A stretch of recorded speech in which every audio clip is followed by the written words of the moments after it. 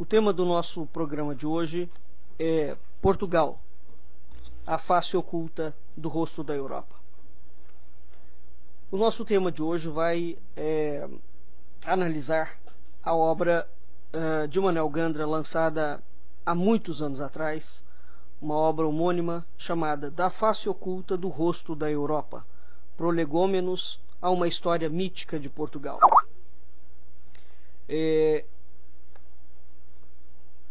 Quando nós falamos que Portugal é a face oculta do rosto da Europa, nós estamos querendo dizer exatamente isto, né? Portugal visto como um rosto, e o rosto da Europa.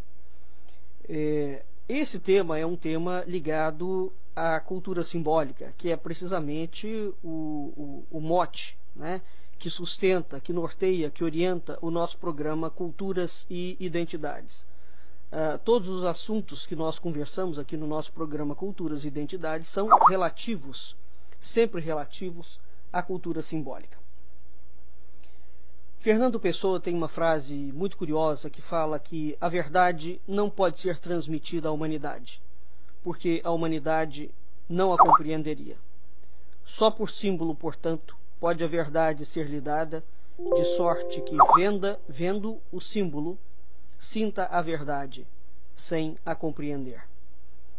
O professor Fidelino de Figueiredo, num livro dele, de 1959, chamado Entre Dois Universos, dizia que a história pode ser vista, pode ser estudada sobre duas perspectivas, né? Sobre a perspectiva de uma história aparente e de uma história profunda, né? De um plano oculto, subterrâneo, criador. Dentro dessa infra-história existe uma realidade profunda e invisível que a outra história, portanto a história de superfície, sequer abarca, né? Sequer toca. Então hoje, o nosso assunto de hoje, como todo assunto de cultura simbólica, ele é um assunto sempre referido no âmbito da infra-história. E esta é a razão pela qual a chamada história de superfície tem tanta dificuldade de entender efetivamente o funcionamento dessa infra-história. O que essa infra-história faz? Ela desoculta o escondido e ela oculta a aparência. Há uma frase de Henri Corbin, no livro dele chamado A Face de Deus e a Face do Homem, na página 43, onde ele se refere ao sufismo islâmico da seguinte forma: natureza e história são, uma e outra, o invólucro aparente, exterior, esotérico, o zahir, deste mundo espiritual que é o escondido, o verdadeiro, o real, o hakik, o esotérico, o batan. E é nesse que se descobre a história verdadeira por meio de um procedimento que em árabe se chama tawil, a hermenêutica espiritual, a operação que consiste etimologicamente a reconduzir cada coisa, cada acontecimento, à sua verdade, ao seu arquétipo, desocultando o escondido e ocultando a aparência. Portanto, a cultura simbólica lida com uma hierohistória, portanto, com uma história sagrada. Esta história sagrada permite descobrir não só o sentido espiritual dos acontecimentos exteriores da história linear e profana, mas também, e sobretudo, descobrir os acontecimentos que se realizam por si próprios no mundo do espírito. A isso nós chamamos mitos. Os mitos são mistérios. Então, se a história é real ou imaginal, pouco importa nesse domínio da hermenêutica espiritual. O que importa e o que interessa é descobrir a verdade espiritual dos acontecimentos reais ou imaginais, dos mitos. Fernando Pessoa dizia que o mito é um nada que é tudo. Então, o que nos interessa é descobrir a verdade espiritual dos acontecimentos históricos em correspondência com os acontecimentos espirituais. É isso que dentro do sufismo islâmico se chama a capacidade de possuir o tawil. Portanto, é o procedimento hermenêutico, o tavil é a capacidade hermenêutica que capacita o indivíduo a interpretar os símbolos. Segundo o sufismo, essa capacidade não é inata, ou seja, ela não é adquirida dentro dos bancos escolares. Ela é adquirida somente através da iniciação. Pois muito bem. Hoje nós vamos, esse capítulo inicial do livro do professor Manuel Gandra, da face oculta do rosto da Europa, Portugal. Existe um mapa muito famoso, mas talvez os nossos ouvintes tenham ouvido falar pouco dele, porque essa é uma matéria bastante restrita, né, a um determinado círculo de estudo. Existe um mapa do século XVII de Sebastian Münster, aonde ele apresenta a Europa coroada e vestida como uma virgem. Portanto, neste mapa da Europa coroada, vestida como uma virgem, nós temos o continente europeu na forma de uma figura humana. Geralmente, os historiadores materialistas, quando vão analisar esse tipo de obra, como por exemplo, há muitos mapas de cartografia medieval em que há um barco navegando e dentro do mar existem seres míticos, né? Pensa-se, pela historiografia oficial, e o Brasil está repleto disso, de uma historiografia marxista, que isso refere-se meramente um desenhozinho sem importância, ou que isso não tem o menor significado. Lê do engano. Então, a grande dificuldade de tratar nesses temas no Brasil é que o Brasil, desafortunadamente, não possui nenhuma tradição de cultura simbólica fidedigna, né, que faça isso que os árabes chamam de tavil, ou seja, que faça um procedimento que incorra a hermenêutica espiritual, em que você desoculta o escondido e oculta a aparência. Então, a Europa, voltando ao mapa de Sebastian Münster, nós publicamos no Facebook do Instituto, ao noticiar o aviso do nosso programa de hoje, precisamente a imagem desse mapa de Sebastian Münster da Europa coroada e vestida como uma virgem. Então, a Europa, como uma virgem, o continente europeu, é uma figura humana. O tema da figura humana, como espelho da proporção harmônica do universo, tem raízes no pensamento grego. E esse mesmo pensamento foi adotado nos tratados de Vitrúvio. Vitrúvio foi precisamente o indivíduo no Império Romano que era um dos maiores arquitetos do Império Romano, né? E a tratadística de Vitrúvio, tem os 10 livros da arquitetura de Vitrúvio, por exemplo, todas as construções desde a antiguidade até precisamente o século XIX, mesmo no século XX nós temos ainda alguma influência, né? Mas todas as construções do período europeu, clássico e renascentista e medieval, tinham, as construções eram feitas baseadas no sistema da proporção do corpo humano, né? E o corpo humano sempre em relação com o universo. Quem conhece minimamente um pouco de arquitetura clássica, sabe-se que isso é precisamente o que foi adotado nos tratados de Vitrúvio, né? E foi adotado também nos tratados de Paládio, que foi um outro grande arquiteto já no período do Renascimento. E esse tema da figura humana, então, foi enfatizado por inúmeros autores medievais.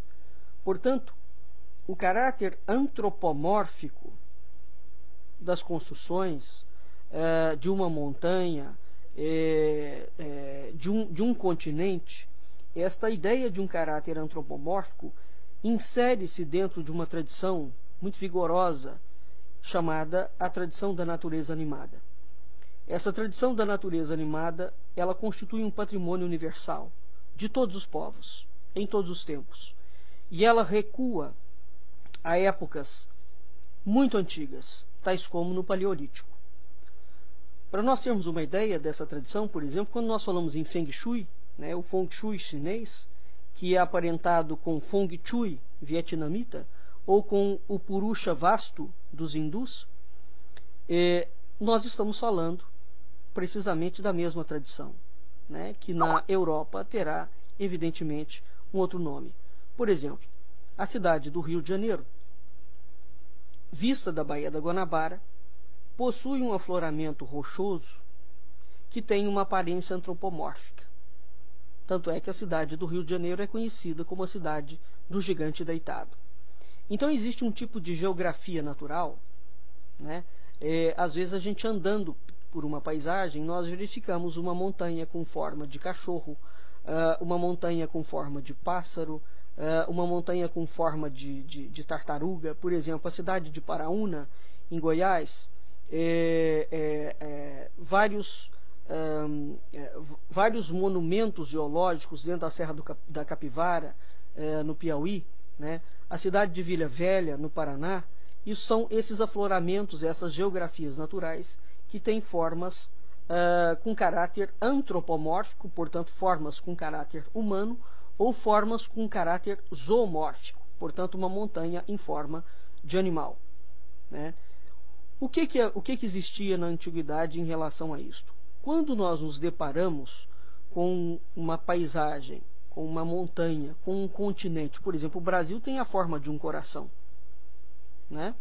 Existe até um livro célebre do Chico Xavier que ficou célebre precisamente pela forma, chamado Brasil, Coração do Mundo, Pátria do Evangelho.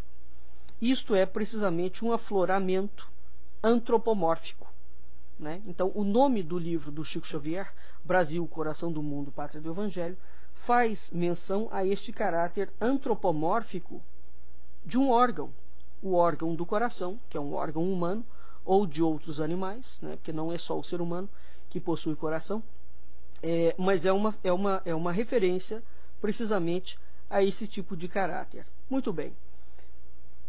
Quando nós verificamos, então, quando nós nos deparamos com esse tipo de geografias naturais, os antigos, ou os tratados de arquitetura, diziam que pretendiam vincular nessas formas, essas formas ancoravam determinadas virtudes, encarnavam determinadas virtudes, encarnavam determinadas propriedades. Portanto, ao visualizar uma forma dessa, né, seja na forma de um continente, seja na forma de um país, a Itália, por exemplo, tem a forma de uma bota, não é? O Vale dos Reis, no Peru, né, construído ao longo do rio Ollantaytambo, é precisamente um reflexo em simetria de espelho com a Via Láctea. Toda a pirâmide, as 3 pirâmides do Vale de Gizeh estão perfeitamente alinhadas com as 3 Marias da constelação de Órion. Todas as catedrais góticas da Europa, quando você traça um desenho sobre elas, elas formam precisamente o desenho da constelação da Virgem no céu, né? O convento de Cristo, na cidade de Tomar, em Portugal, tem precisamente a forma da constelação do boieiro. E vai por aí afora. O templo de Angkor, no Camboja, tem precisamente a forma da constelação de Draco.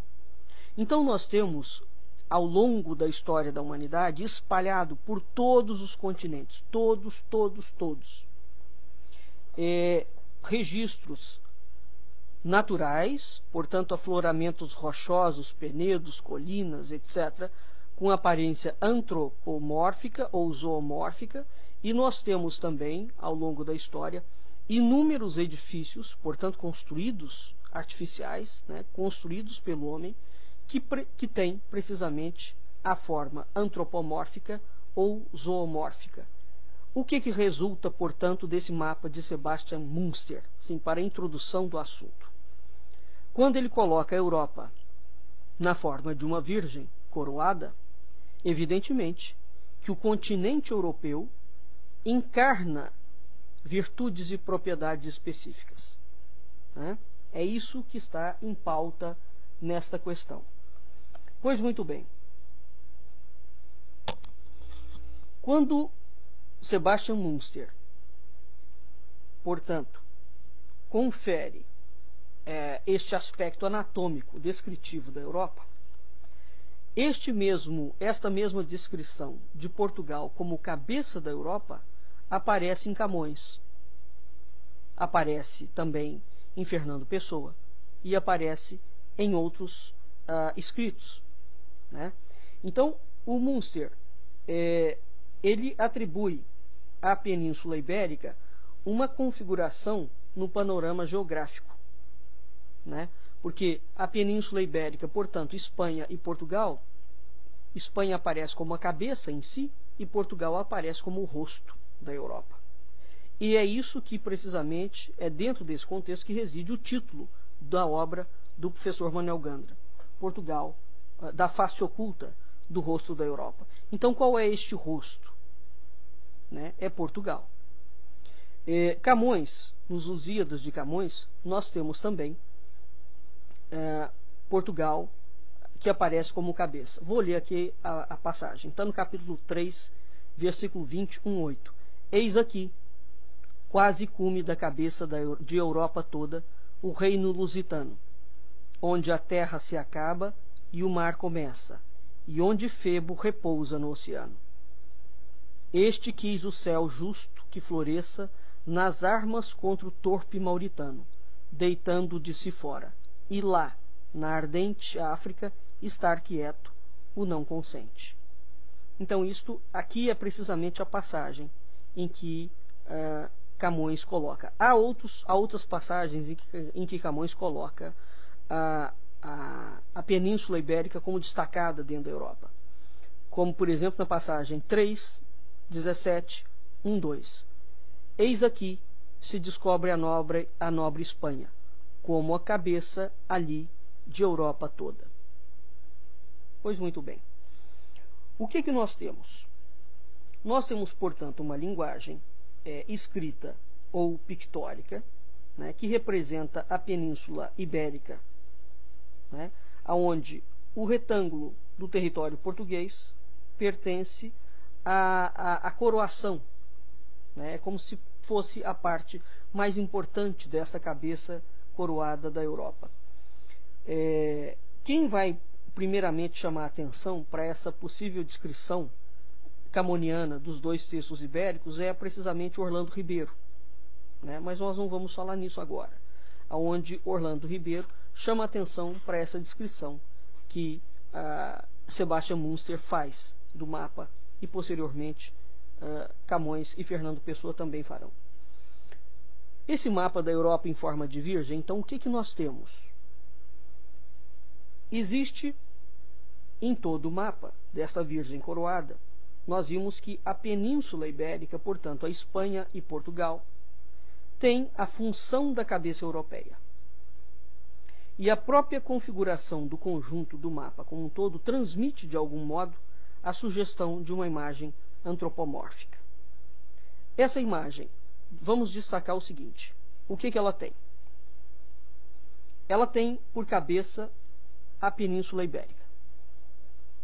Ela tem por pescoço os Pirineus, como tronco o centro-oeste, como braço direito a Itália, como braço esquerdo a Dinamarca, e ocupando o demais corpo, a parte restante da Europa. Esse é provavelmente a sugestão que levou alguns cartógrafos a concederem de uma forma definitiva uma forma humana ao desenho geográfico do velho continente, né? Existe aquela famosa figura, erroneamente interpretada como sendo a Europa, mas a grande prostituta que está assentada sobre as águas. É muito curioso, porque mesmo biblicamente nós temos algumas figuras antropomórficas, né, relacionadas a continentes, né? Esse mapa do Sebastian Münster, o mapa da Europa, ele possui 9 versões, absolutamente primorosas, né? Essa descrição, se vocês se derem ao trabalho de colocar no Google Sebastian Münster, né, a Europa em forma de virgem, nós temos também um outro mapa de Heinrich Bunting, a Europa também em forma de virgem, né, na figura de uma jovem. Então, esta jovem tem o rosto, possui uma coroa imperial, portanto, uma coroa fechada. A coroa real é uma coroa sempre aberta. Por exemplo, a coroa do imperador do Brasil é uma coroa imperial. Ela está fechada no topo. A coroa dos reis é uma coroa sempre aberta, portanto, ela não é fechada, ela não é imperial. Então, esta mulher, este desenho da Europa em forma de virgem, aparece a Europa coroada. Na mão direita é a bota da Itália, ela segura um orbe terrestre encimado por uma cruz e o braço esquerdo segura um cetro, né? Então, portanto, a cabeça está voltada para o Atlântico, porque a cabeça é a Península Ibérica. E os pés estão voltados ao Oriente, portanto, para a Ásia. O mapa é muito curioso, né? Ora, quais são as designações que existem em relação a isso, a essa interpretação? Esse tipo de figuração, chamada figuração ginecomórfica, que foi aplicado ao desenho topográfico da Europa, evidentemente que muitos estudiosos dizem que ele se assenta no próprio mito da filha de Agenor, que é raptada por Zeus, portanto a Europa, né? Zeus, transformado em touro, rapta a Europa e, disfarçado de touro, era um touro branco, e esse mito do rapto de Europa é precisamente o mito que dizem que fundamenta o mapa de Sebastian Münster, né?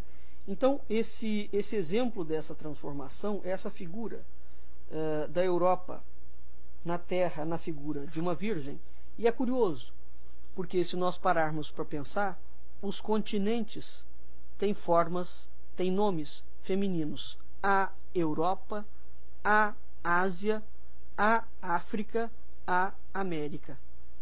Todos eles, né, são continentes que, em termos de gênero, são figurados como sendo femininos, né? E a Antártida. Então, se nós quisermos, o quinto continente teria também a forma, pelo menos o nome, né, de uma mulher. Ora, a cartografia medieval lançava muita mão desse recurso figurativo. Ou seja, era uma cartografia que lançava mão das formas zoomórficas, de formas fitomórficas, portanto de formas de planta, né, e de formas antropomórficas. Tá?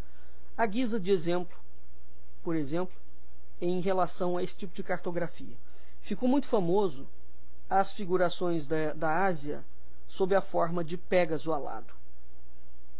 E do conjunto dos 3 continentes, portanto, Europa, Ásia e África, que eram representados no trevo de folha tripla, que são referidos no mapa de Heinrich Bunting, em 1581.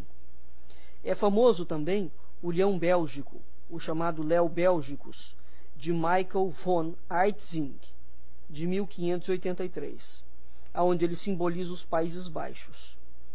É também muito famoso as figuras do polvo e da pesca em águas turvas, que são representativos da Rússia na Guerra da Crimeia, em 1877, e do Czar, em 1899, que foram publicados por Frederick Rose, e muitos outros.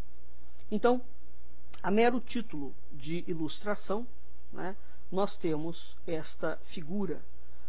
Também, na época de Napoleão, nós temos que nos lembrar, existe uma divisão napoleônica da Europa que é igualmente representada por uma mulher que ostenta uma tesoura. Ostenta uma tesoura. E existe também alguns outros mapas da Espanha, mapas anônimos, né, em que a Espanha aparece na forma da cabeça da Europa. E vai por aí afora. Então nós temos, ao longo dos tratados de cartografia medieval e renascentista, essa história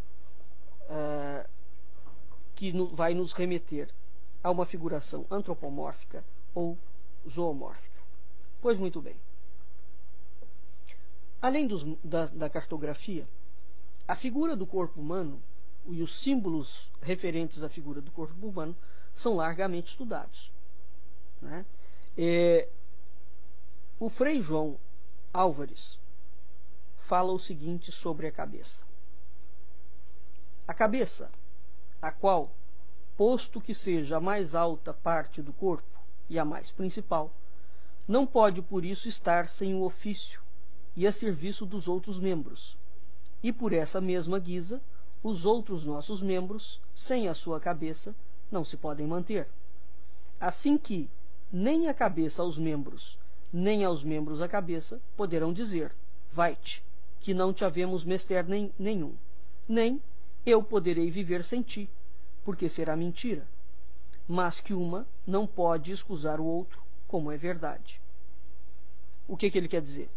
Ora, a partir do momento que Portugal é apresentado como a cabeça da Europa, efetivamente, dentro dos estudos da natureza animada, o que significaria isso?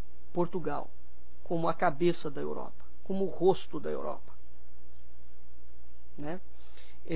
Esta é a pergunta que abre o livro do professor Manuel Gandra. Então, o que significa quando nós falamos que o Brasil tem a forma de um coração? Será que esta forma de coração incorpora virtudes espirituais específicas? Pela cultura simbólica, sim, né?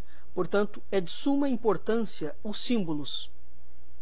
Os símbolos são, talvez, dentro da história cultural dos povos, uma das passagens mais preciosas, porque eles revelam precisamente aquilo que está oculto e trazem o que está oculto, tornam isto aparente, visível, constatável. Essa é a razão pela qual todos os poderes têm símbolos, não é? Pois muito bem. Fernando Pessoa, o primeiro poema que abre o livro Mensagem de Fernando Pessoa é precisamente o poema que fala do rosto da Europa. Vou lê-lo. A Europa jaz, posta nos cotovelos. De oriente a ocidente jaz, fitando, e toldam-lhe românticos cabelos, olhos gregos, lembrando. O cotovelo esquerdo é recuado, o direito é em ângulo disposto. Aquele diz Itália, onde é pousado. Este diz Inglaterra, onde é afastado. A mão sustenta, em que se apoia o rosto. Fita, com um olhar esfíngico e fatal, o ocidente, futuro do passado. O rosto com que fita é Portugal. Bom, está claro, evidentemente, que esse rosto tem por fama. Vai haver também, no período do regime de Salazar, Portugal aparece como o rosto da Europa, mas com a face do ditador Antônio de Oliveira Salazar. Seja como for, isso já é uma brincadeira que vai acontecer posteriormente. O que existe aqui? Existe, portanto, é atribuído à Europa, portanto, é atribuído a Portugal como cabeça da Europa, tendo em vista os estudos da natureza animada, algum tipo de profissão de fé, né, ou algum tipo de mensagem que Portugal encarna e que é precisamente esta mensagem que seria preciso conhecer. Para nós termos uma ideia, por exemplo, se nós considerarmos o corpo humano, né, segundo os estudos indianos, existe uma serpente, que é a Kundalini, que está colocada no final da coluna vertebral. Quando essa serpente é ativada, ela vai subindo por toda a coluna vertebral. E quando ela chega à cabeça e sai pelo chakra coronário, né, o homem atinge a chamada iluminação. Isso é, mais ou menos, de certa forma, precisamente, a mensagem que está encarnada na Europa em forma de virgem, tendo a Península Ibérica assumindo a ideia da cabeça, e Portugal o coroamento desta cabeça, portanto a face da cabeça, a parte última da cabeça. Quando nós vemos como as construções, como as catedrais góticas eram construídas, toda vez que você entra, a porta de entrada de uma igreja corresponde aos pés de uma figura humana. Aonde está a cabeça? A cabeça é precisamente o altar. Então, todas as vezes que nós entramos numa igreja, e à medida que nós vamos nos encaminhando para o altar, que é precisamente o ponto último da igreja, e aonde se reza a missa e se celebram os sacramentos, é precisamente o altar, talvez a parte mais emblemática da igreja, né? A parte vital. É ali que está o grande centro de força. Ou é para ali que correm todas as forças que vão passar por todo o edifício religioso, né? Então, isso significa que as forças que entram, as energias que entram pelos pés, portanto, pela porta de entrada da igreja, essa energia corre à semelhança da Kundalini. Ela sobe todo o corpo do edifício religioso e converge para a cabeça. E dali da cabeça, ela sobe em direção ao infinito, ou a Deus, né? Porque é precisamente Deus que está no altar, né? Então, esse tema da figura humana, como espelho da proporção harmônica do universo, reenfatizamos. Foi adotado pelos autores medievais, foi adotado pelos cartógrafos, radica-se no pensamento helênico, vai ser largamente explorado pelo arquiteto Vitrúvio e também vai ser largamente explorado pelo arquiteto Palladio no Renascimento, né? Então, a coerência de semelhante concepção dentro da teoria da natureza animada não admite de forma alguma que isso seja o acaso. Portanto, quando Sebastian Münster coloca a Europa na forma de virgem, uma virgem coroada, tendo a Espanha, a Península Ibérica como cabeça e Portugal como a face, evidentemente que isto aqui há uma marca e há uma mensagem indelével que urge entender. Nicolau Oresme, que é o bispo de Lisieux, reportando-se a Aristóteles, ele lembra, numa das obras que lhe devemos, que a terra é como um corpo, sendo o rosto a parte habitada e a mais nobre dela. Que parte habitada é esta? O rosto. Ora, segundo a tradição bíblica, Deus fez precisamente o rosto humano à imagem e semelhança de Deus, né? O seiscentista espanhol Baltasar Gracián, no seu livro El Criticón, de 1657, entre a decifrar o mundo em termos que só um ideário idêntico permite legitimar, ele fala o seguinte: é a Europa o rosto vistoso do mundo, grave em Espanha, belo na Inglaterra, galhardo em França, discreto na Itália, fresco na Alemanha, encrespado na Suécia, aprazível na Polônia, elegante na Grécia e sisudo em Moscou.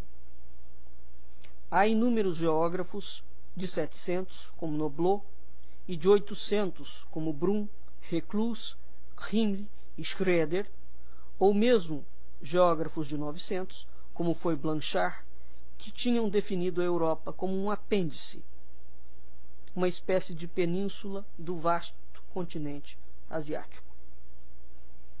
O próprio Fernando Pessoa fala o seguinte: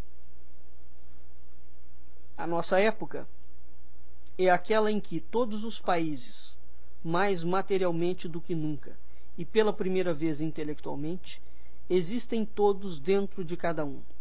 Um em que a Ásia, a América, a África e a Oceania são a Europa. E existem todos na Europa. Basta qualquer cais europeu, mesmo aquele cais de Alcântara, para ter ali toda a terra em comprimento.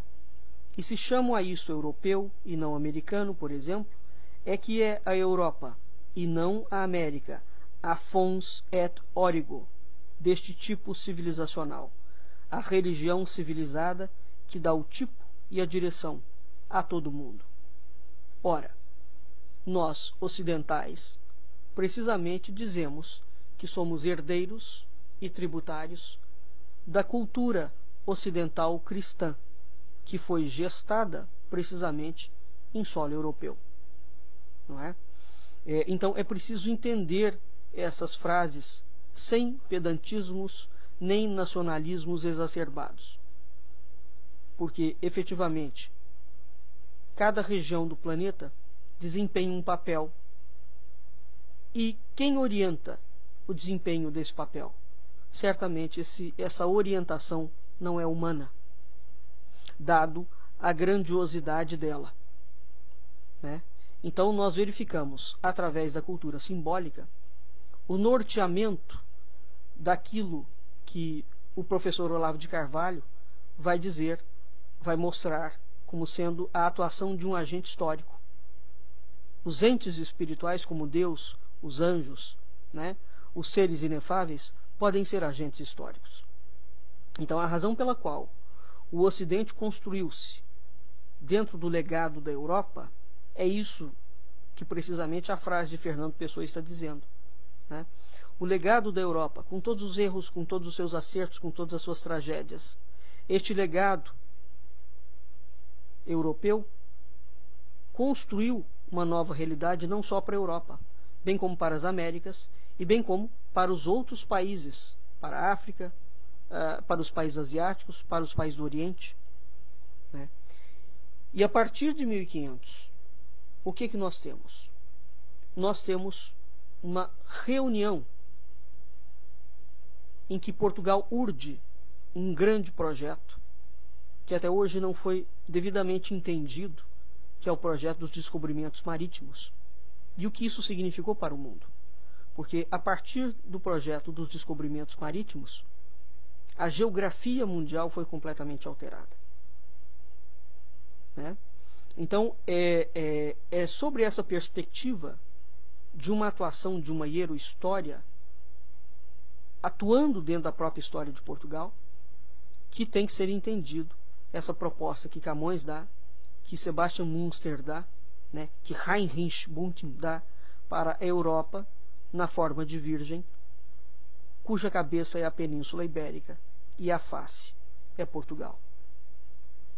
Então, da Europa, rosto do mundo, para a Europa, corpo do mundo, que é precisamente a frase do Fernando Pessoa, e desta para a identificação da Península Ibérica como cabeça da Europa, dista de fato um passo muito curto, não é?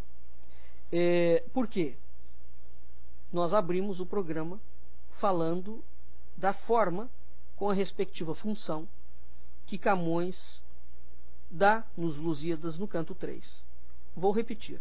Eis aqui se descobre a nobre Espanha, como cabeça ali de Europa toda, em cujo senhorio e glória estranha muitas voltas tem dado a fatal roda. Então, o que os gregos antigos falavam? Os gregos antigos ensinavam que a toda forma corresponde uma função. Portanto, se o Brasil tem a forma de um coração, né, qual será a função do coração? É isso que é preciso entender. Portanto, se a Europa tem a forma de uma mulher, e Portugal é o rosto desta mulher, qual será a função espiritual e, por conseguinte, também material que o país Portugal desempenhará face à Europa? Não é? Nós temos também outros dois continentes, não com o formato perfeitamente delineado, mas que também têm a forma de um coração. E todos eles estão alinhados, curiosamente, que é precisamente Brasil, África e Índia. Não é? A África é um continente, portanto, o continente como um todo, aliás, a palavra África antigamente chamava-se Líbia. Líbia significa precisamente coração. É interessante, porque os africanos arcaicos sabiam que o continente inteiro tinha a forma de um coração. Mas o único país do mundo, país, não continente, embora tenha dimensões continentais, que tem a forma de um coração é o Brasil. Né? E a Índia também terá um coração, mas falta a parte superior do coração. Né? Portanto, onde ele se conecta efetivamente com as artérias. Então, os gregos antigos falavam que toda forma corresponde a uma função. Portanto, há que se estudar, sob a perspectiva da cultura simbólica, esta ideia da cabeça. Né? Na Cabala hebraica, a Cabala hebraica utiliza, a Cabala é uma árvore, a árvore da vida. Entretanto, o estudo da Cabala, esta árvore da vida tem 10 sefirotes. Né? Essa árvore é dividida em duas faces. A face de cima, que vai de Keter a Tiferet, e a face de baixo, que vai de Tiferet a Malkut. Né? Antes da face de cima, portanto, antes de Keter, que é o primeiro Sefira, nós temos Ain Sof, nós temos Ain Sof, Aur e Keter. A partir disso, de Keter para baixo, inicia-se a formação da árvore da vida. Essa árvore da vida, na tradição hebraica, é conhecida como menorá, que é aquele candelabro de 7 braços, que certamente muitos dos nossos ouvintes já terão visto. Então, todas as vezes que você estiver vendo o menorá, né, o candelabro de 7 braços dos hebreus, aquilo ali é a árvore da vida dos hebreus. Né? Então, esta árvore da vida, o estudo cabalístico dela, é o estudo das duas faces, a face superior e a face inferior. Né? Em relação ao mundo muçulmano, e também em relação ao mundo católico, só que os católicos hoje em dia não praticam mais isso, né? E os judeus também, por que os homens judeus usam o kippá? Né? O kippá é precisamente aquele pequeno boné, pequeno chapéu religioso que cobre a cabeça do homem. O Papa usa uma tiara papal. Por que os reis são coroados na cabeça? Por que ao ser batizado, João Batista batiza Cristo nas águas do Jordão pela cabeça? E até hoje o batismo batiza a cabeça. Por que Salomé, quando intenciona o assassinato de João Batista, pedem que tragam a ela, Salomé, a cabeça de João Batista? Por que quando a Revolução Francesa acontece, eles criam uma arma absolutamente terrível, que é a chamada guilhotina, que guilhotina precisamente a cabeça? Não é? Então, todas essas coisas, todos esses acontecimentos históricos, que nós os temos por acontecimentos pouco significativos, eles são carregados de um simbolismo absoluto. Na tradição islâmica, tanto as mulheres quanto os homens têm que ter a cabeça coberta. Na tradição católica também. Até há pouco tempo atrás, as mulheres usavam véu para entrar na igreja. Véu que cobria a cabeça. Aliás, as noivas cobrem a cabeça inteira. Né? Elas só descobrem a cabeça depois que casaram, para que o noivo a beije. Então, todos esses ritos, todos esses mitos, todos esses comportamentos culturais, socioculturais que nós temos, todos eles são carregados de um simbolismo profundo, diretamente ligados a essa hierohistória. Querem ver um outro exemplo? As chamadas cabeças santas, ou as cabeças dos ouvidores. Quando você entrar dentro de uma igreja e verificar uma cabeça solta, não é que está uma cabeça solta, é que aquela cabeça, dentro do seio da religião, é uma cabeça mágica. Os templários foram acusados durante muito tempo, embora isso seja uma lenda que foi inventada muito tardiamente, no século XVIII, né, por um alemão. Os templários foram acusados de adorar uma cabeça mágica, uma cabeça falante, chamado Baphomet. O diabo é consignado, o diabo tem uma característica antropomórfica específica, né? Ele tem a cabeça de um boi, ou de um bode, de um boi não, de um bode, né? Portanto, essas coisas todas não são absolutamente aleatórias.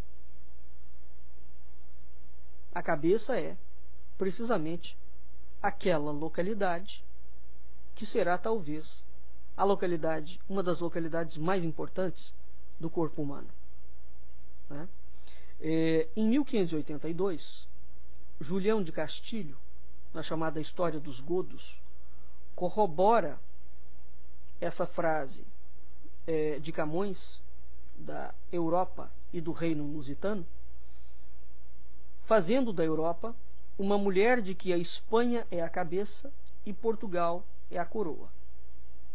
O que vai acabar por suscitar, na obra de Antônio de Souza de Macedo, Nas Flores de Espanha e Excelências de Portugal, de 1631, o seguinte comentário: no que dá a Portugal a maior honra, porque se bem que haja cabeças que honram as coroas, vulgarmente são as coroas que honram as cabeças. Portanto, o que está aqui colocado é que no mapa de Sebastian Münster, quando ele coloca a Península Ibérica como a cabeça da Europa, Portugal é a coroa que coroa a cabeça da Espanha, né? Ou, dependendo de onde você olha o mapa, Portugal será a face. Então, Portugal aqui ocupa duas posições: ou é a face, ou é a coroa. Isso é muito curioso, né? Portanto, lembrando sempre os gregos. Ora, se a forma designa função, nós já vimos, então, que há inúmeros indicativos de conhecimento, né, que vão dar a Portugal o lugar de cabeça da Europa. E mesmo hoje, se nós pegarmos um mapa comum de Portugal, nós vemos que, efetivamente, o contorno geográfico de Portugal olha para o Atlântico, né? O país Portugal olha em direção às Américas. Nós percebemos claramente que Portugal é precisamente o rosto de uma mulher. O rosto de uma mulher. Quando a gente olha o mapa de Sebastian Münster e pega o mapa da Europa, nós verificamos que existe uma grande similitude geográfica. Não é difícil verificar isso. E é muito interessante, portanto, atualmente essa característica antropomórfica de Portugal como uma cabeça, e uma cabeça de mulher, diga-se de passagem, né? Então, essa forma gráfica, um outro indivíduo que vai dar a mesma forma gráfica para a Europa na forma de uma mulher, tendo Portugal como a cabeça, será precisamente um religioso italiano de nome Opicínios de Canistris, de cuja oficina saíram várias dezenas de cartas, né, onde a especulação geográfica oscila entre o mito e a escatologia. Então, isto que os historiadores, notadamente o brasileiro, desprezam, é um conhecimento profundo ligado, entre outros temas, além da simbólica, à religião, né?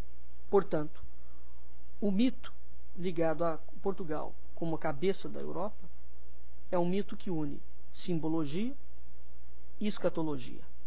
Portanto, final dos tempos, Apocalipse e tudo que se puder pensar em relação a isso. Vai haver um outro profeta, que é Bandarra, que atribui a Portugal o título de cabeceira e de fronteira ou face da Europa a Portugal. Corrobora Bandarra o padre Antônio Vieira, que é o primeiro a explicitamente usar a expressão rosto do Ocidente para descrever a nação lusíada. Então é precisamente o padre Antônio Vieira, que é muito estudado no Brasil, mas curiosamente, os aspectos míticos, escatológicos e simbólicos da obra do padre Antônio Vieira, a historiografia nacional brasileira refuta peremptoriamente. Aliás, a historiografia brasileira fala que isso é uma absoluta bobagem. Então, o Brasil é um país que, em termos de historiografia, está atrasado dentro do cenário mundial em pelo menos 500 anos, dado a gravidade do apagão cognitivo que existe dominando nesse país. Vão existir inúmeros outros indivíduos que vão aludir a esses contornos da chamada geomorfologia europeia, né? Existem alguns, inclusive, mais recentes, né? Como o Charles Williams, né? E até hoje nós podemos ver algumas comparações curiosas. Em 1985, a revista Times publicou um cartoon a quando do Tratado de Adesão à Comunidade Europeia, quando Portugal adere à Comunidade Europeia, né, a revista Times publicou um cartoon, né, em que aparece Portugal e Espanha como um carrinho. Imagine você carregando um carrinho de supermercado. Portugal e a Espanha são esse carrinho de supermercado e o Reino Unido aparece como a cabeça desse carrinho da Europa. O Reino Unido é precisamente, ou Irlanda, tendo a Irlanda como rosto, é precisamente uma mulher, a Europa, né, carregando a Península Ibérica como se fosse um carrinho de mão. Isso, evidentemente, é um cartoon estranho, jocoso, mas político. Nós temos também, na obra de Victor Hugo, em que ele afirma, numa prosa intitulada Paris-Guidé, que serviu de introdução ao catálogo da Exposição Universal, inaugurada em 1867, está escrito o seguinte: no século XX, haverá uma nação extraordinária. Esta nação terá Paris por capital, e não será chamada França. Chamar-se-á Europa, no século XX. E nos séculos vindouros, mais transformada ainda, chamar-se-á Humanidade. Antes de ter o seu povo, a Europa tem a sua cidade. Deste povo, que ainda não existe, a capital já existe. Parece um prodígio, mas é uma lei. O feto das nações comporta-se como o feto humano, e a misteriosa construção do embrião começa sempre pela cabeça. Ora, se é incontroverso, como pretende Victor Hugo, que a construção do feto começa sempre pela cabeça, as feições, isso é o mesmo que dizer o rosto. Então, o rosto são o que nele primeiro se define, e o que é óbvio, lança alguma luz sobre o fato de Portugal haver sido a primeira das nações europeias a constituir-se como Estado independente dentro das fronteiras definidas, que praticamente nunca se alteraram, inclusive quando o rumo dos acontecimentos parecia indicar exatamente o oposto, como, por exemplo, após a Batalha do Salado, em 1340. Há inúmeros indivíduos que ainda estão bastante céticos quanto ao caráter antropomórfico da Europa. Há inúmeros indivíduos que estão céticos quando hesitantes em atribuir ao continente europeu cabeça, tronco e membros. Pois muito bem, vamos passar por um intervalo agora e daqui a pouco nós voltamos para conversar sobre essa característica do caráter antropomórfico da Europa. Portanto, nós podemos divisar nas regiões europeias precisamente essa diferenciação entre cabeça, tronco e membros. Vamos para o intervalo, daqui a pouco nós voltamos já já. Voltando do intervalo do nosso programa Culturas e Identidades, nós terminamos o intervalo falando sobre a obra de Victor Hugo, Paris-Guidet, em 1867, em que ele fala que o feto das nações é como o feto humano. Ele começa sempre pela cabeça. Pois muito bem, o que vai acontecer dentro do cenário europeu? Se é verdade isso que Victor Hugo fala, vocês poderiam pensar, é uma interpretação poética. Aí é que entra o estudo dos símbolos, não é? Se nós de fato levássemos a sério algumas coisas. Portugal foi a primeira das nações europeias a constituir-se como Estado independente. Vou dar alguns dados para vocês que constam de qualquer livro de história, mas que foram magistralmente resumidos no livro História, Fatos e Comentários, do filósofo português Armindo Moreira. Os estados europeus mais antigos. Então eu vou falar isso antes de nós entrarmos no assunto da Europa com uma forma antropomórfica. A maioria das nações atuais, ou das nações que hoje nós entendemos, elas adquiriram soberania há muito pouco tempo atrás. Quase todas essas nações, que nós chamamos de moderna, tiveram o status de nação reconhecido somente no século XIX e XX. E aqui nós vamos apresentar para vocês as nações mais antigas da Europa. A França. A França resulta da partilha do Império de Carlos Magno no século IX. Porém, as fronteiras francesas, preste atenção a isso, o Império de Carlos Magno foi partilhado no século IX. Mas as fronteiras da França só ficaram definidas a norte em 1453, com o término da Guerra dos 100 Anos.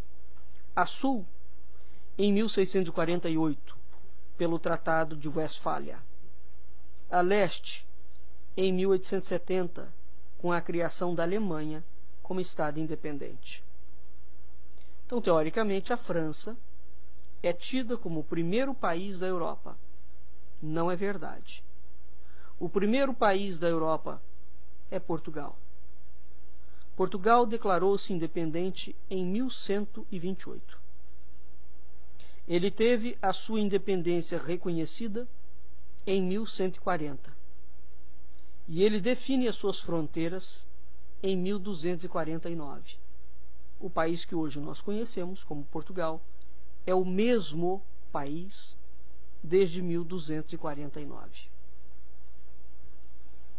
A Rússia separou-se dos tártaros em 1480 com Ivan III. A Espanha forma-se em 1492 com a união de Aragão e Castela. A Áustria organiza-se como Estado em 1493 com Maximiliano I. A Suécia, em 1522, se separa da Dinamarca e da Noruega. A Suíça tem a sua independência reconhecida precisamente pelo Tratado de Westfália, em 1648.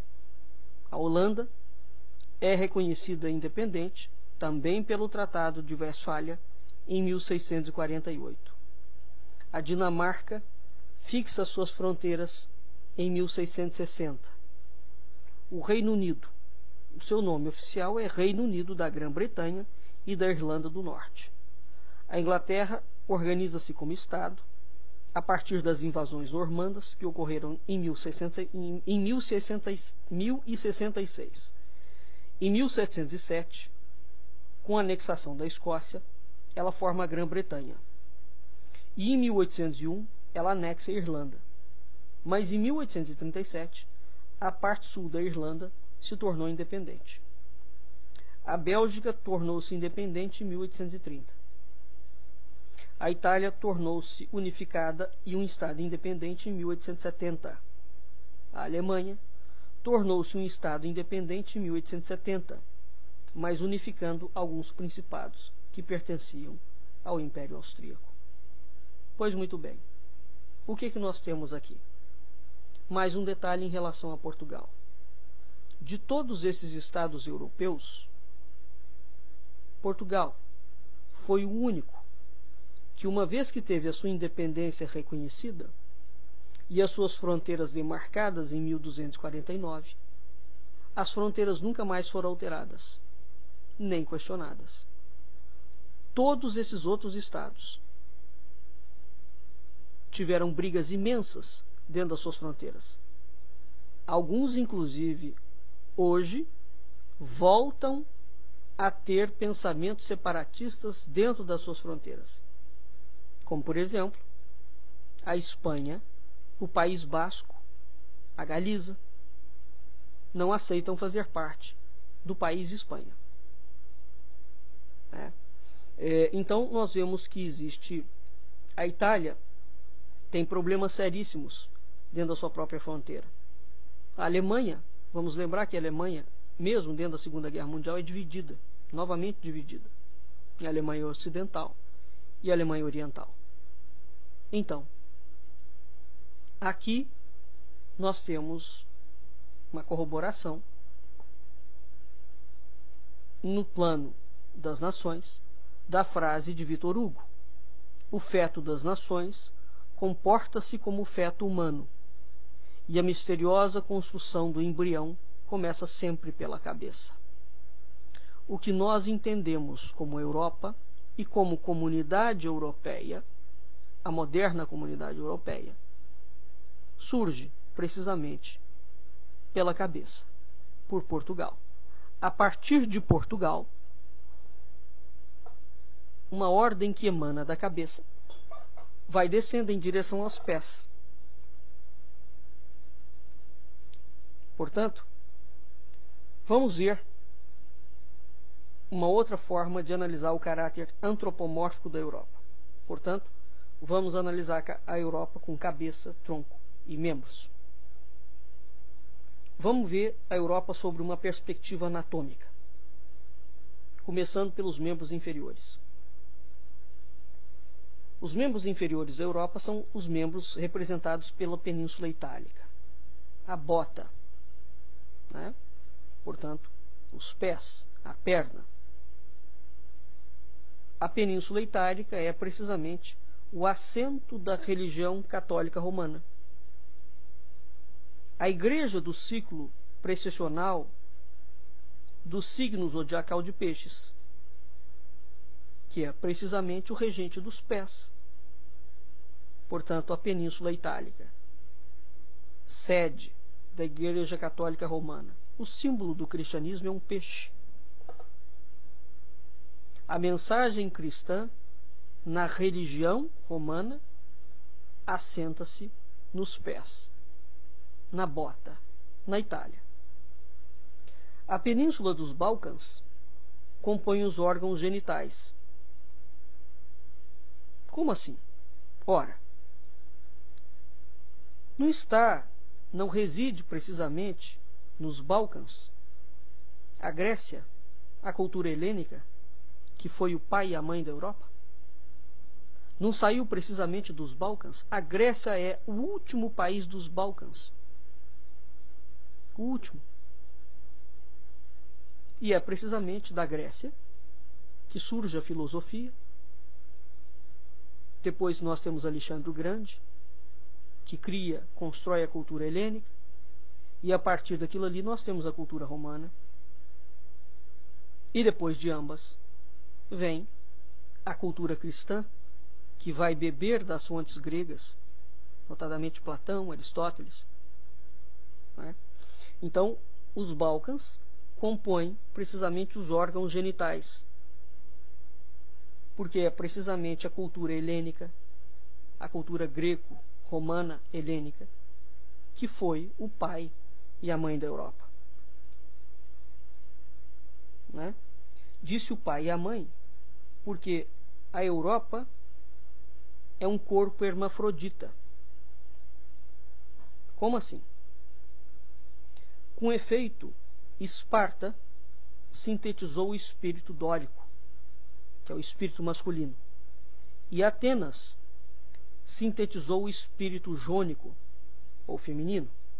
É precisamente em Atenas que surge a filosofia. Filosofia é Sofia, é o nome de mulher. Portanto, o espírito jônico ou feminino da sabedoria está em Atenas. Né? E o espírito dórico está em Esparta, que é o espírito aguerrido. E é curioso, porque é precisamente esses dois espíritos, o jônico, feminino, e o dórico, masculino, é Atenas e Esparta, que, de certa forma, vão digladiar o tempo inteiro na Europa. A Europa será um centro produtor de sabedoria e de conhecimento, mas, ao mesmo tempo, será palco de grandes guerras. Né? Isso tudo está associado aos Balcãs. Ainda associada a essa região, masculino, portanto, Esparta, e Atenas, o feminino, o espírito dórico, ainda associada a essa região do corpo, encontra-se a base da coluna vertebral. Quando nós olhamos para um ser humano, a coluna vertebral está aonde? Ela está encravada entre as nádegas, com o ânus adjacente ao Mar Negro, já configurados pelo chamado leste europeu. Essa região, a base da coluna vertebral, portanto, dentro da tradição indiana, é aonde a serpente da Kundalini está. Esse passa por ser igualmente a fonte de energia do fogo rubro, que reside na extremidade interior da coluna vertebral.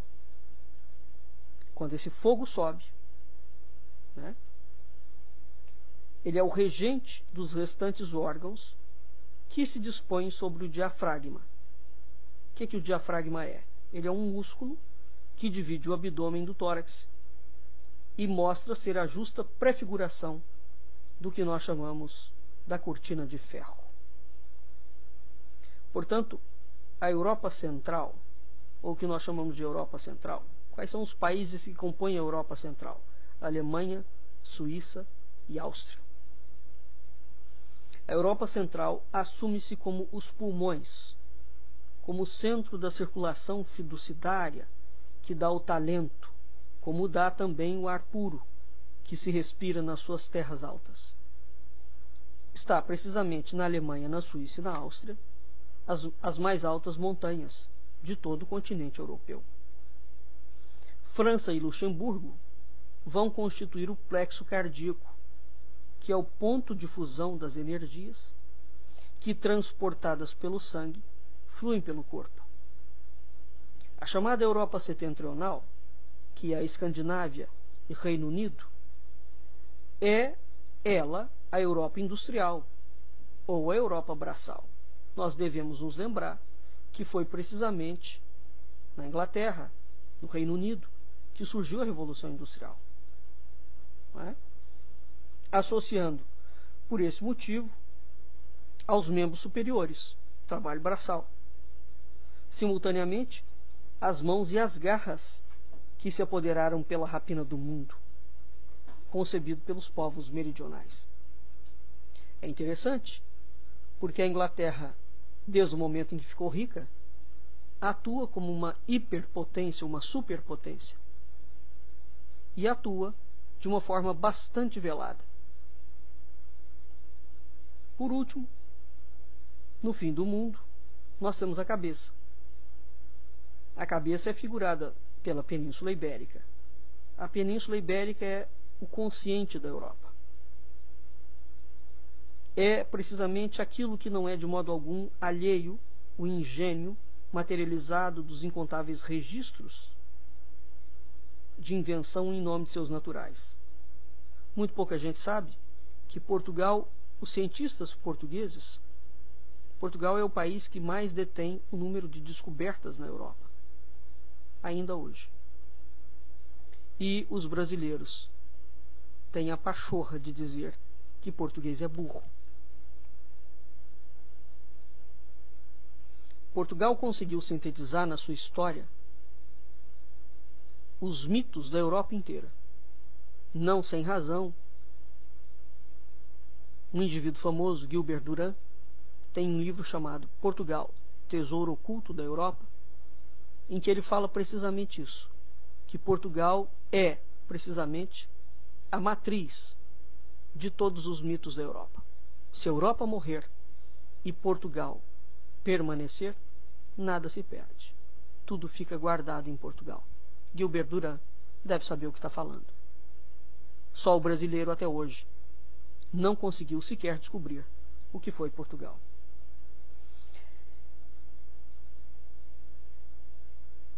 Então, é curioso, porque se a Península Ibérica é o consciente da Europa, como reconheceu o barão Marcel Bich, que é um empresário do Trust Bich, ele concedeu uma entrevista ao Observateur, em que ele confessava que, se fosse possível criar barreiras intransponíveis que isolassem a Ibéria do norte da Europa e do norte dos Estados Unidos da América do Norte, a indústria mundial entraria num colapso, num prazo que não é superior a 5 anos.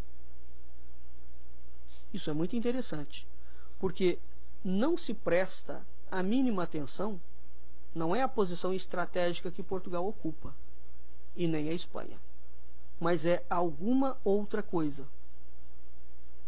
E também não é eivado de razão a razão pela qual Ricardo Vélez Rodrigues, num livro dele, fala que Portugal foi o primeiro projeto comunista na Europa. E aqui é preciso entender que, se Portugal é a cabeça, uma vez que você implanta um projeto, ele desce por todo o corpo, como uma doença. Porque assim como Portugal foi o primeiro país da Europa, Portugal, em sendo o primeiro projeto comunista da Europa, era a forma de se contaminar a Europa. E foi precisamente isso que foi feito. Então, essas coisas todas, que somente podem ser estudadas dentro do âmbito da cultura simbólica, no Brasil, nós temos um grande expoente em matéria de cultura simbólica.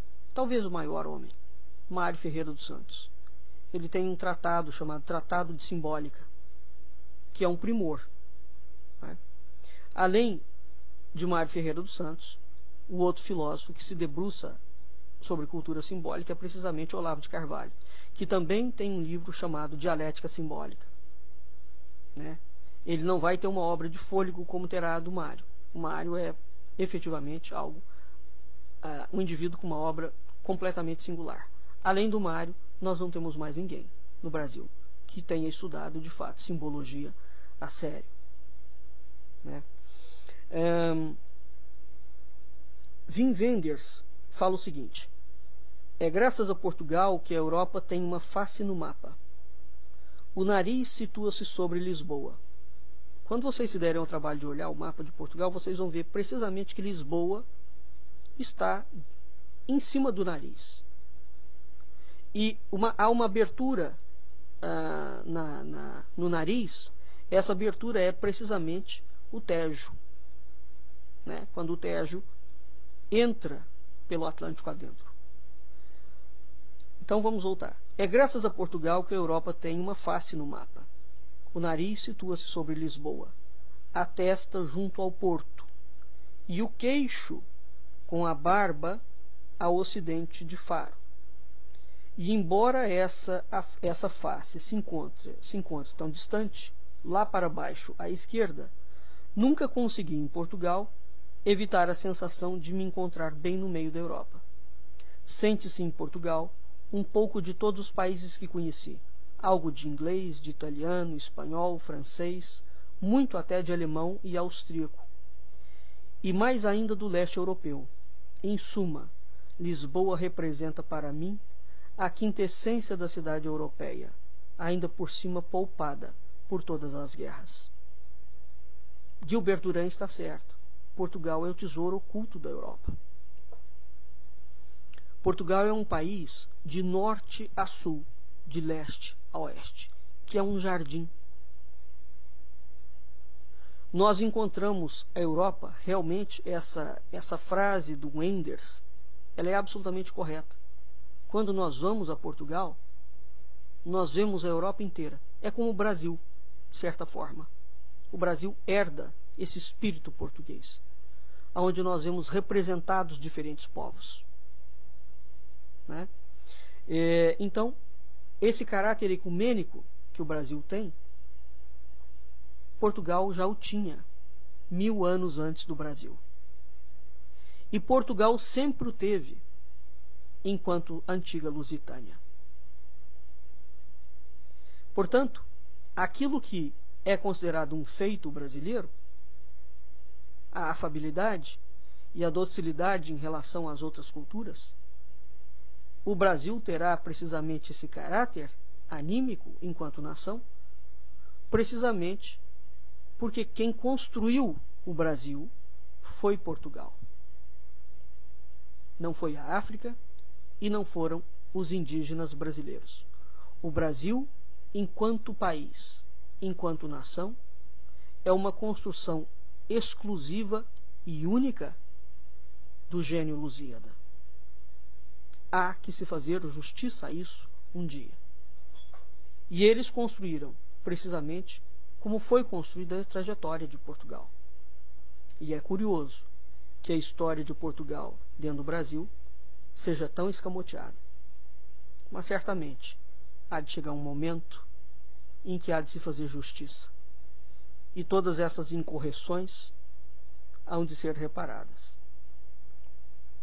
Ora, nós afirmamos há pouco tempo atrás que Portugal que a Europa tem um caráter hermafrodita, né? Onde é que a gente pode encontrar essa integração androgínica? Nós vimos que a gente encontra isso nos Balcãs, com a cultura dórica e a cultura jônica, né? Com Esparta e Atenas. O andrógeno primordial era precisamente o primeiro ser que Deus fez. Depois é que há a separação. Então, há uma humanidade adâmica que compõe, ou pré-adâmica, que compõe a Europa, esse continente. Essa suposição,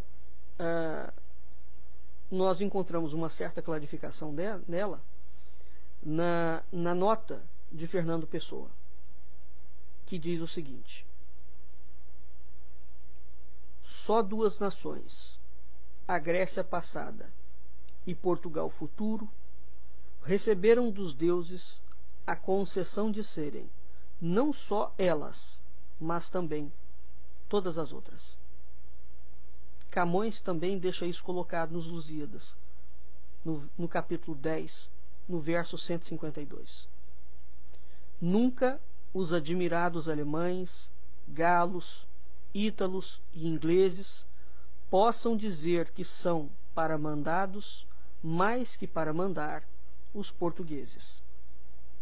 Nós também encontramos uma observação muito relevante em relação à constatação de Atenas e de Lisboa. Elas partilham o mesmo paralelo. Atenas está colocada, e Lisboa também, no paralelo 38 graus norte. E é preciso ressalvar aqui uma circunstância muito curiosa. Todas as nações europeias têm nome de mulher. Somente Portugal pertence ao gênero masculino. Vejamos. O Portugal, a França, a Rússia, a Espanha, a Áustria, a Suécia, a Suíça, a Grécia, a Holanda, a Dinamarca, a Bélgica, a Itália, a Alemanha, todos os países da Europa têm nomes femininos. Somente Portugal é macho. Nós temos aqui um tipo de androginia, não é? Bandarra fala precisamente isso, que Portugal pertence ao gênero masculino. Isso está nas trovas de Bandarra. No corpo 1, na trova 69, nós vemos o seguinte: Portugal é nome inteiro, nome de macho se queres. Os outros reinos, mulheres, como ferro sem azeiro. No corpo 4, na trova 56, está escrito assim: Quereis vós a Portugal, sendo ele nome de macho, ainda mal, porque lhe acho muita fêmea e pouco sal. René Guénon faz um contributo também em relação à tramitação dos estados místicos, tal como os hindus a concebem, que é o seguinte: sendo imperecível, a luz é, no ser humano, o núcleo da imortalidade, como o lugar que é designado pelo mesmo nome, e é a morada da imortalidade. A luz situa-se na extremidade inferior da coluna vertebral. Esta força é representada sobre a forma de uma serpente enrolada sobre si mesma, numa região do organismo sutil, correspondendo precisamente também à extremidade inferior da coluna vertebral. É assim, pelo menos, no homem vulgar. Mas, pelo efeito das práticas, tais como as do Hatha Yoga, ela desperta, desenrola-se e ergue-se através das rodas, dos chakras, para atingir a região correspondente ao terceiro olho. Este período ou fase representa a restituição do estado primordial em que o homem recupera o sentido da eternidade, e por isso obtém o que nós chamamos de a imortalidade virtual. Até aí, estamos no estado humano. Numa fase ulterior, Kundalini atinge finalmente a coroa da cabeça, e esta última fase refere-se à conquista efetiva dos estados superiores do ser. Fecha aspas. O que significa isso? Significa o seguinte: a Europa tratada, figurada, simbolizada como uma mulher, um andrógeno como nós vimos, não é? Um andrógeno primordial, em que os pés são a Itália, os Balcãs são a Grécia, não é? E vai subindo o corpo afora até chegar à cabeça. Significa que, embora a Europa, enquanto região que se estabiliza como continente europeu, tenha começado por Portugal, com a fundação da sua nacionalidade e a delimitação da sua fronteira em 1249, nós temos que Portugal, que a Europa, desculpe, vai fazer um sentido inverso, seguindo precisamente a ideia da força da Kundalini, não é? Então, essa iluminação da Europa seguiria de baixo para cima, subindo, portanto, da coluna vertebral, da base da coluna vertebral, até a cabeça. Quando ela subir, ela vai adquirir aquilo que o René Guénon vai chamar de imortalidade virtual. Ainda aí é o ser humano. Mas há uma última fase, quando ela atinge de fato a coroa da cabeça. Essa fase é a que se refere com uma conquista efetiva dos estados superiores do ser. E é muito curioso, porque perpassa toda a história da nacionalidade portuguesa dois mitos que falam precisamente disto. Os mitos que falam que haverá de chegar um momento em que toda a humanidade sairá rediviva pelos dons do Espírito Santo. Esses mitos são precisamente os mitos que fundam e norteiam toda a história da nacionalidade portuguesa. O mito da Cristofania de Ourique, que é precisamente quando Dom Afonso Henriques, o primeiro rei de Portugal, tem a visão de Jesus. Jesus fala que ele vencerá a batalha no campo de Ourique, mas também avisa que ele, Jesus, abençoará Portugal até a 16ª geração, depois de Dom Afonso, que coincide precisamente com o reinado de Dom Sebastião, aonde se instaura o período do interregno identitário nacional, em que Portugal entraria em dormência, até este momento final do mundo. Portanto, nós estamos tratando de uma escatologia. Juntamente com esse mito, existe um outro mito, que é o mito do Quinto Império. O mito do Quinto Império é o mito que fala que o mundo tem 3 idades. A primeira idade é a idade do Pai, a segunda é a idade do Filho, a terceira é a idade do Espírito Santo. Na idade do Espírito Santo é que haveria uma dispensação de dons e de bens por todo o mundo, não é? E nós teríamos um novo mundo, uma nova era, um novo tempo, um novo recomeço. Então é curioso, porque até nessa passagem de René Guénon, nós vemos que a estrutura profética de Portugal, portanto toda a história, trajetória mítica de Portugal, vai corroborar esses conhecimentos que existem dentro do campo da hierohistória, da infra-história, da chamada história subterrânea do professor Fidelino de Figueiredo, onde nós abrimos o programa falando precisamente dela. Esta é a razão pela qual Fernando Pessoa tem a frase: a verdade não pode ser transmitida à humanidade porque a humanidade não a compreenderia. Só por símbolo, portanto, pode a verdade ser lhe dada, de sorte que, vendo o símbolo, sinta a verdade, sem a compreender. Então, a história, a infra-história, é uma história que só pode ser lida através dos símbolos, dos mitos, de uma narrativa que de modo algum é materialista, de uma narrativa que faz uma conexão entre o corpo e a alma. Isto é a infra-história. A história que nos contam nos bancos escolares é uma história completamente evadida da carga simbólica. Essa é a razão pela qual a humanidade está cada dia pior. Porque o mundo do espírito, portanto o mundo dessas fermentações profundas, aonde todos os seres são gestados e conduzidos por uma mão suprema, porque evidentemente todos esses feitos que nós vimos hoje não foram projetados nem intencionados por mãos humanas, porque ninguém consegue produzir tal carga simbólica no mundo inteiro.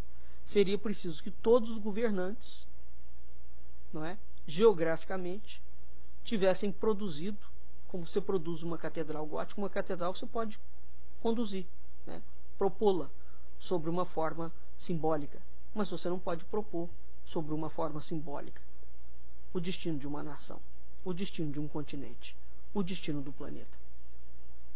Se alguém que conduz a rédea, o botão da vida e a rédea do destino, há de ser um ser supremo. Não pode ser de modo algum nenhum tipo de governo, por mais poderoso que ele seja. Então, para finalizar, o que René Guénon quer dizer com isso? Existe uma serpente que está enrolada na base da coluna. Quando essa serpente desperta, então ela começa a se desenrolar. Portanto, ela sai da extremidade inferior da coluna vertebral e atinge a coroa da cabeça. Quando ela atingir a coroa da cabeça, isso será a conquista efetiva dos estados superiores do ser. Depende, pois, da conquista autêntica dos estados superiores do ser, aquela condição que é precisamente descrita pelos místicos de todos os tempos, em todos os lugares do mundo, como condição absolutamente indispensável à contemplação do Criador face a face. Em última análise, da empatia gerada em torno dos dois referidos centros espirituais sediados na cabeça, que nós chamamos de Península Ibérica.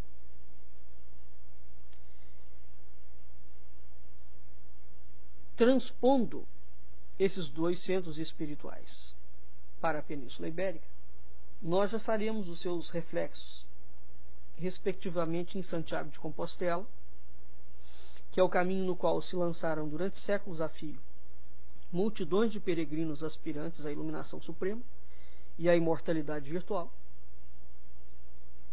depois de ultrapassada a fascinação do mundo. E nós temos Braga, que é a cidade primaz de todas as Espanhas. É curioso, porque embora Roma seja a sede do papado, as peregrinações não são feitas para Roma. As peregrinações são feitas precisamente num caminho celta, que é o caminho de Santiago de Compostela, que não termina na cidade de Compostela, termina precisamente na Costa da Morte, na Galiza. A Galiza é exatamente o local de onde Portugal se origina. Não é? Era a antiga Lusitânia, parte da antiga Lusitânia. Então, é muito curioso, porque todos os povos do mundo, ao fazerem o caminho de Santiago de Compostela, eles vão a Santiago de Compostela não para ver o Papa, mas para buscar a iluminação. Então, até nessa trajetória humana, nós vemos, mais uma vez, a ideia da corroboração de que a Europa é, assim, o corpo de uma virgem com a cabeça coroada. Dito dessa forma, o corolário desse processo, que começa na base da Europa, só pode ser um. É Portugal. E é precisamente em Portugal que se divisa as raízes mais profundas desse sentimento que irmanam indissoluvelmente Portugal e Galiza. Né? É precisamente Portugal a fonte autêntica e a origem do Quinto Império. O que é o Quinto Império? O Quinto Império é precisamente esse novo humanismo que jorrará de renovado evento pentecostal, capaz de varrer a terra e de subverter a tendência para a massificação e o anonimato indiferente, que toma conta do mundo e que vai imperando dentro da Europa e no restante do mundo. Ora, é precisamente Portugal a coroa da Europa, o último centro de subida da Kundalini, a coroa da cabeça, é precisamente Portugal, que tem, enquanto nação, um mito que fala que a humanidade sairá do seu estado de massa, de gado, de rebanho, depois de uma carga muito grande de sofrimento, de angústia, e entrará num tempo novo. Entrará num tempo em que ela, humanidade, de fato, terá conquistado os estados superiores do seu ser. O Brasil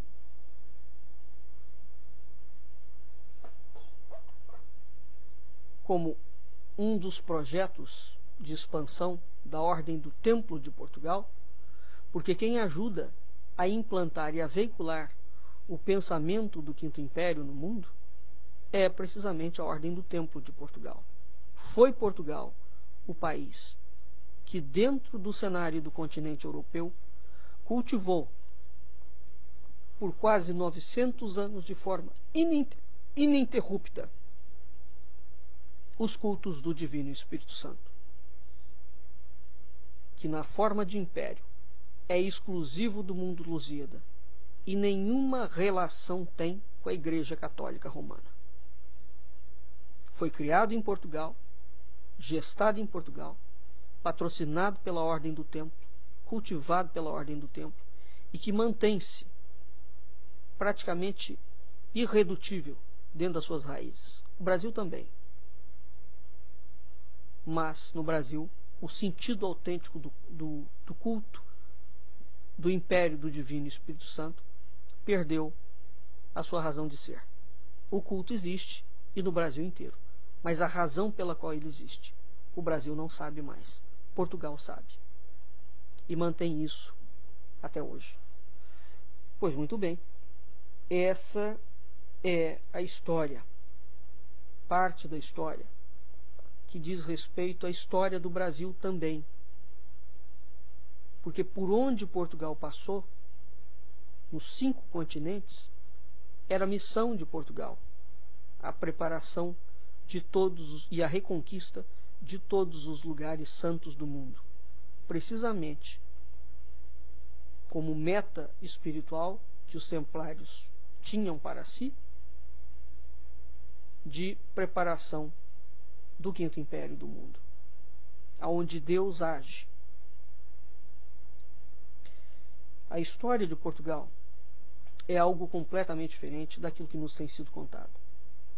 Esperamos que esse programa de hoje tenha deixado parte dessa história um pouco mais clara.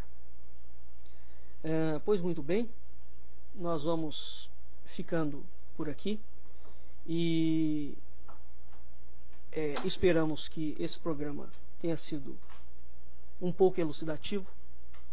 Finalizando, Portugal é, de fato, a face oculta do rosto da Europa. Portugal é precisamente o país que guarda talvez um dos maiores mistérios espirituais da cristandade. Até a semana que vem, no próximo programa Culturas e Identidades. Muito obrigado pela sua audiência. Boa noite, Brasil. Boa noite, mundo. Boa noite, ouvintes da Rádio Cultura Online. Boa noite, ouvintes da Rádio Internacional Lusófona. Até a semana que vem.